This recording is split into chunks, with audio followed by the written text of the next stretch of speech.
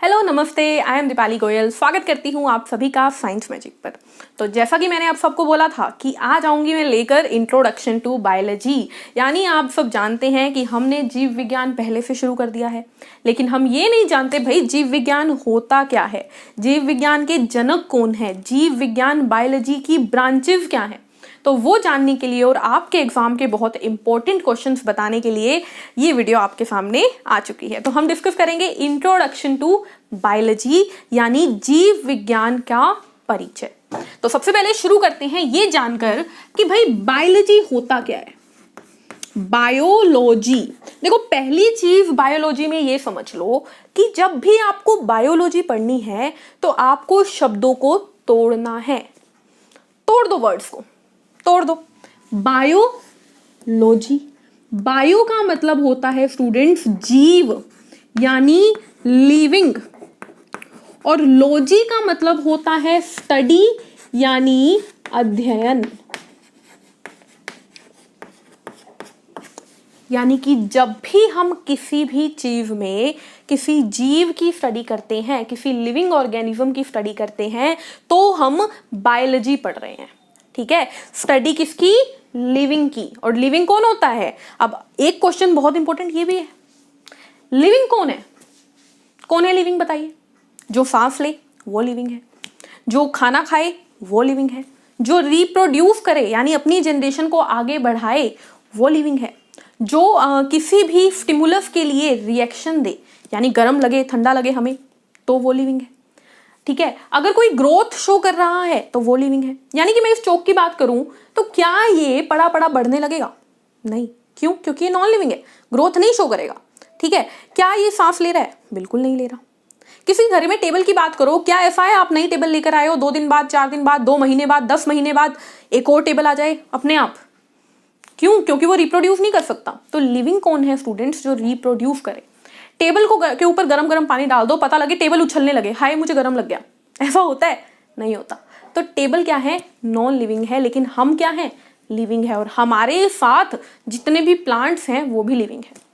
अब प्लांट्स पे गर्म पानी डालो, वो तो नहीं उछलेंगे, वो उछलेंगे नहीं, लेकिन वो आपको अपना रिएक्शन देंगे। वो या तो मुरझा जाएंगे, ठीक है, उनकी लीव्स खराब हो जाएंगी, मतलब उनका रिएक्शन उनके टाइप का है भाई, हर इंसान का। अब कई लोग होते हैं जो छोटी सी बात पे गुस्सा हो जाते हैं। ठीक है, छोटी सी बात पे गुस्सा हो गया, एक इंसान कितना मर्जी तंग कर लो गुस्सा नहीं होता है। तो हर इंसान का अपना नेचर होता है। उसी तरीके से प्लांट्स का अपना नेचर है, लेकिन वो है लिविंग क्योंकि वो ग्रो भी करते हैं, वो रिप्रोड्यूस भी करते हैं।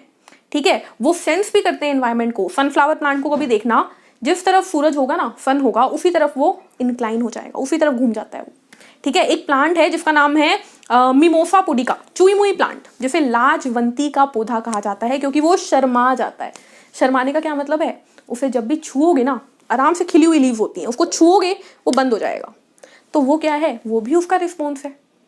कुछ एक प्लांट है जो कि मून लाइट में जब रात होती है तो वो खुलता है, दिन होता है तो वो बंद हो जाता है। तो बहुत सारी ऐसी चीज़ें हैं प्लांट्स की जो कि प्लांट शो करते हैं, जिससे कि पता लगता है वो लिविंग है। तो मैंने ये क्यों बताया? मैं आपको ये बता रही हूँ कि बायोलॉजी की 2 ब्रांचेस हैं बच्चों।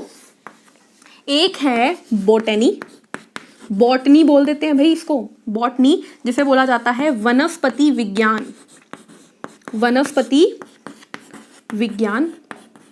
और दूसरी है हमारे पास जूलॉजी, जिसे बोला जाता है जंतु विज्ञान। देखो शब्दों को तोड़ो। जू का मतलब होता है कोई ऐसी चीज जो चल सके, ठीक है, मूविंग, और लॉजी मतलब स्टडी। तो चलने वाली चीज कौन होते हैं? जंतु, एनिमल्स, हम, वो कौन है? जूलॉजी। तो बॉटनी में पढ़ेंगे हम पौधों के बारे में यानी प्लांट्स के बारे में यानी वनस्पति के बारे में, और जूलॉजी में हम पढ़ेंगे एनिमल्स के बारे में यानी जंतु के बारे में। इसमें हम जानेंगे पौधों में क्या होता है, कैसे होता है, क्यों होता है, कब होता है, कहाँ होता है, और इसमें हम जानेंगे इंसानों में क्या, कैसे, कब, कहाँ, क्यों होता है। ठीक है, अब क्वेश्चंस पे चलते हैं अगले। फादर, बहुत इंपॉर्टेंट क्वेश्चन है students. Father, father of botany कौन है भाई? बॉटनी के जनक कौन है?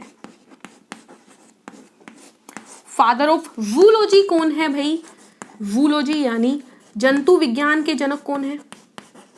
और भाई इन दोनों के फादर पूछ रहे हो तो बायोलॉजी के फादर भी तो पता होना चाहिए। तो बायोलॉजी के फादर यानी बायोलॉजी के जनक कौन है? किसी को पता है तो बहुत अच्छा, नहीं तो जान लो भाई। पौधों के बारे में बताया था एक साइंटिस्ट ने जिनका नाम था थियोप्रेस्टस। थियोप्रेस्टस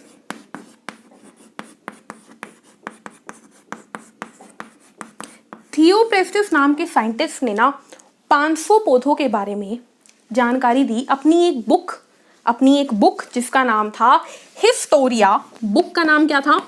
बहुत रेयर चांस है बुक पे क्वेश्चन आए। Historia plantarum. हिस्टोरिया प्लांटेरम नाम की बुक में इन्होंने 500 पौधों के बारे में बताया और इसीलिए इन्हें बॉटनी का जनक मान लिया गया। ठीक है, उसी तरीके से फादर ऑफ जूलॉजी कौन है? तो आपको याद रखना है एरिस्टोटल। और खास बात एक और सुनो, एरिस्टोटल का नाम इंग्लिश में एरिस्टोटल है और हिंदी में अरस्तु है। अब सोचो मेरा नाम इंग्लिश में दीपाली हो, हिंदी में कुछ और हो तो कैसा अजीब लगेगा, है ना? तो लेकिन ये अजीब भाई आप लोगों को सही करना है। हिंदी वाले अरस्तु याद रखें, इंग्लिश वाले एरिस्टोटल याद रखें। कहीं ऐसा ना हो कि आप हिंदी वाले भी एरिस्टोटल याद रखें और ऑप्शन में अरस्तु मिले ही ना, एरिस्टोटल मिले ही ना, अरस्तु हो। तो आपको याद रखना है भाई, हिंदी में नाम इनका अरस्तु है, इंग्लिश में नाम इनका एरिस्टोटल है। ठीक है, और इन्होंने क्या किया? इन्होंने भी 500 जंतुओं के बारे में अपनी एक बुक में लिखा जिस बुक का नाम था हिस्टोरिया एनिमेलिया। ठीक है जी, हिस्टोरिया एनिमेलिया। अब बायोलॉजी के जनक कौन है? देखो ऐसा माना गया कि भाई पौधों के बारे में इन्होंने बताया, जंतुओं के बारे में इन्होंने बताया, लेकिन ना पौधों पे डिस्कवरी आसान है क्योंकि पौधे तो खड़े रहते हैं। जंतुओं पे डिस्कवरी मुश्किल है, तो क्यों ना एरिस्टोटल को ही बायो का फादर बनाया जाए, और ऐसा किया भी गया। तो बायो का फादर कौन है? एरिस्टोटल यानी अरस्तु हैं बायोलॉजी के, जीव विज्ञान के जनक। क्लियर है ये बात? तो ये था हमारा इंट्रोडक्शन टू बायोलॉजी। हमने देख लिया बायोलॉजी क्या होती है, बायोलॉजी की ब्रांचेस कौन है, कितनी है, कौन कौन सी हैं और उनके जनक कौन है। ठीक है, अब स्टूडेंट्स आज की क्लास में बस इतना ही रखते हैं। आपको अगली वीडियो मिलेगी जिसमें हम सिलेबस को डिस्कस करेंगे। तो मिलते हैं नेक्स्ट वीडियो में, तब तक के लिए चैनल को लाइक कीजिए, शेयर कीजिए, सब्सक्राइब कीजिए। Take care, thank you, bye bye.